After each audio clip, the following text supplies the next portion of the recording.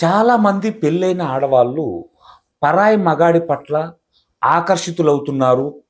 కొంతమంది ప్రేమలో పడుతున్నారు. ఇంకొంతమంది వాళ్ళతో అక్రమ సంబంధాలు పెట్టుకుంటున్నారు. అయితే వాళ్ళని సమాజం కూడా చాలా చులకనగా చూస్తుంది. వాళ్ళని తిడతారు. నానా రకాలుగా మాట్లాడుకుంటారు. కానీ అలా మాట్లాడే ముందు మనందరం కూడా ఏం ఆలోచించాలి అంటే, తను ఆ విధంగా మారడానికి కారణం ఏంటి? నిజంగా మగాడు కరెక్ట్‌గా ఉంటే ఏ స్త్రీ కూడా అలా మారదు.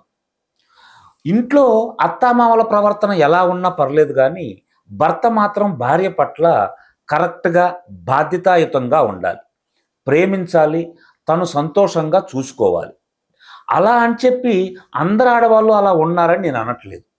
కానీ సమాజంలో కొంతమంది ఆడవాళ్ళు సరైన భర్త ప్రేమ లభించక, వాళ్ళు అనుకోని విధంగా ఇలా చెడు నిర్ణయాలు తీసుకొని, చెడు ప్రవర్తనతో చెడదారి పట్టి కాపురాన్ని సర్వనాశనం చేసుకుంటున్నారు. ఇది ఎంతవరకు కరెక్ట్ అంటారు?